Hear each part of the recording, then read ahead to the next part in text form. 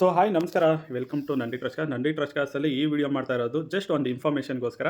So information ಕೊಡೋದಕ್ಕೋಸ್ಕರ, ಯಾಕೆಂದರೆ ಕೆಲವರು ಏನು ಮಾಡ್ತಾ ಇದ್ದಾರೆ, ಫೇಸ್ಬುಕ್ ಮಾರ್ಕೆಟ್ ಪ್ಲೇಸಲ್ಲಿ ಮತ್ತು ಫೇಸ್ಬುಕ್ಕು, ಇನ್ಸ್ಟಾಗ್ರಾಮಲ್ಲಿ ಮತ್ತು OLXಲ್ಲಿ ನಿಮ್ಮ ಗಾಡಿನ ಸೇಲ್ ಮಾಡೋದಕ್ಕೆ ವೆಹಿಕಲ್ ಫೋಟೋಸ್ ಜೊತೆಗೆ RCನೂ ಅಪ್ಲೋಡ್ ಮಾಡ್ತಾ ಇದ್ದಾರೆ. ಇದರಿಂದ ಏನಾಗುತ್ತೆ ಅಂತ ಅಂದರೆ, ಈಗ ಸಪೋಸ್ ಯಾರನ್ನ ಗಾಡಿ ಕದ್ದಿರೋ ಗಾಡಿ ಏನಾನ ಇದ್ದರೆ, ಇಲ್ಲ ಅಂದರೆ ಗಾಡಿ ಯಾವ್ದನ ಮೇಜರ್ ಆಕ್ಸಿಡೆಂಟು, ಇಲ್ಲ ಬ್ಯಾಂಕ್ ಸೀಸಿಂಗು, ಇಲ್ಲ ಬೇರೆ ಯಾವುದನ ಲೀಗಲಿ ಅಲ್ಲ ಇಲ್ಲೀಗಲಿ ಯಾವುದನ್ನ ವೆಹಿಕಲ್ನ ಮಾರಾಟ ಮಾಡೋರು ಯಾರನ್ನ ಇರ್ತಾರಲ್ಲ, ನಿಮ್ಮ ವೆಹಿಕಲ್ದು RC ಕಾರ್ಡ್ ಏನಾನ ನೀವು ಅಪ್ಲೋಡ್ ಮಾಡಿದರೆ ಅದನ್ನು ಕಾಪಿ ಮಾಡಿಕೊಂಡು ಸೇಮ್ ಥರ ಅದೇ ಥರ RC ಕಾರ್ಡ್ ಕ್ರಿಯೇಟ್ ಮಾಡಿ ಡೂಪ್ಲಿಕೇಟ್ ಮಾಡಿ ಗಾಡಿ ಎಲ್ಲ ಸೇಲ್ ಮಾಡೋ ಚಾನ್ಸಸ್ ಇರುತ್ತೆ.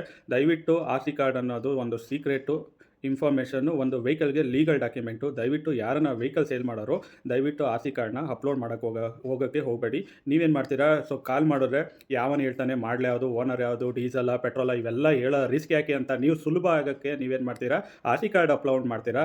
ಅದರಿಂದ ನೀವೇನೋ ಒಂದು ಟೈಮ್ನ ಸೇವ್ ಮಾಡೋಕ್ಕೆ ಹೋಗ್ತೀರಾ, ಟೆನ್ಷನ್ ಕಡಿಮೆ ಅಂದ್ಕೊಳ್ತೀರಾ, ಅದರಿಂದ ಆಗೋದು ಅಪಾಯನೇ ಜಾಸ್ತಿ ಇರುತ್ತೆ. ದಯವಿಟ್ಟು ಇದನ್ನು ಅರ್ಥ ಮಾಡ್ಕೊಳ್ಳಿ. ಇದೊಂದು ಇನ್ಫಾರ್ಮೇಷನ್ಗೋಸ್ಕರ ಈ ವಿಡಿಯೋನ ನಾನು ಅಪ್ಲೋಡ್ ಮಾಡ್ತಾಯಿದ್ದೀನಿ. ಸೊ ಯಾರಿಗಾನ ಇದರಲ್ಲಿ ಆ ಥರ ಯಾರನ್ನ ಫೇಕ್ ಮಾಡೋ ಅಂಥವ್ರಿಗೆ ಇದು ಬ್ಯಾಡ್ ವಿಡಿಯೋ ಆಗಿರುತ್ತೆ, ನನ್ನನ್ನು ಬೈಕೊಂತಾರೆ. ಸೊ ಇದನ್ನು ಅರ್ಥ ಮಾಡ್ಕೊಳ್ಳೋರಿಗೆ ಗುಡ್ ಇನ್ಫಾರ್ಮೇಷನ್ ವಿಡಿಯೋ ಅಂತ ನಾನು ಅಂದ್ಕೊಳ್ತೀನಿ. ಸೊ ಈ ವಿಡಿಯೋನ ಏನು ಮಾಡ್ತೀನಿ, ದಯವಿಟ್ಟು ಯಾರು RC ಕಾರ್ಡು ನಿಮ್ಮ ಸೀಕ್ರೆಟು, ಆಧಾರ್ ಕಾರ್ಡ್ ಆಗಿರ್ಬೋದು, ಪ್ಯಾನ್ ಕಾರ್ಡ್ ಆಗಿರ್ಬೋದು, DL ಇರ್ಬೋದು, RC ಕಾರ್ಡ್ ಇರ್ಬೋದು, ಎನಿ ಲೀಗಲ್ ನಿಮ್ಮದು ಓನ್ ಡಾಕ್ಯುಮೆಂಟ್ ಇರುತ್ತೆ, ದಯವಿಟ್ಟು ಯಾವುದೇ ವೆಬ್ಸೈಟಲ್ಲಿ ಪೋಸ್ಟ್ ಮಾಡೋಕ್ಕೆ ಹೋಗಬೇಡಿ ಅಂತ ಹೇಳ್ತಾ ಈ ವಿಡಿಯೋನ ಏನು ಮಾಡ್ತಾಯಿದ್ದೀನಿ. Thank you.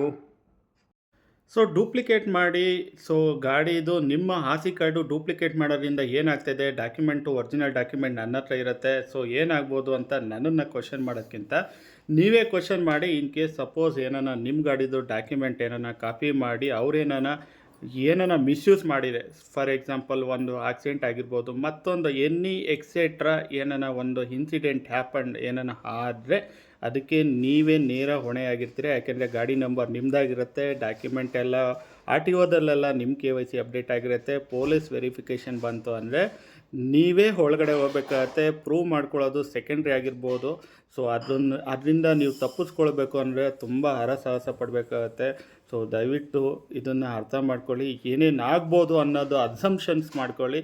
ಸೊ ನಾನು ಹೇಳ್ತಾರ ವಿಡಿಯೋ ನಿಮ್ಗೆ ಇಷ್ಟ ಏನಾನ ಆಗಿದ್ದರೆ ನಿಮ್ಮ ಫ್ರೆಂಡ್ಸ್ಗೆ ಯಾರಿಗಾನ ಬೇಕು ಅಂದರೆ ಈ ವಿಡಿಯೋನ ಶೇರ್ ಮಾಡಿ, ಲೈಕ್ ಮಾಡಿ. ಸೊ ನನಗೆ ಈ ಥರದ್ದು ಯಾವುದನ್ನ ಕ್ಯಾಪ್ಚರ್ ಮಾಡಿ ಇನ್ಫಾರ್ಮೇಟಿವ್ ವಿಡಿಯೋ ಅಂತ ಅನಿಸಿದ್ರೆ ಸೊ ಅಪ್ಲೋಡ್ ಮಾಡ್ತಾ ಇರ್ತೀನಿ. ನಮ್ಮ ವೀಡಿಯೋಸು ಇಷ್ಟ ಆದರೆ ಸೇವ್ ಮಾಡ್ಕೊಳ್ಳಿ, ಇಲ್ಲ ನಿಮ್ಮ ಫ್ರೆಂಡ್ಸ್ಗೆ ಯಾರಿಗಾನ ಇದು ರೆಫರೆನ್ಸ್ ಬೇಕು ಅಂತ ಅಂದರೆ ಫಾರ್ವರ್ಡ್ ಮಾಡಿ ಅಂತ ಹೇಳ್ತಾ ವಿಡಿಯೋನ ಏನು ಮಾಡ್ತಾಯಿದ್ದೀನಿ. Thank you.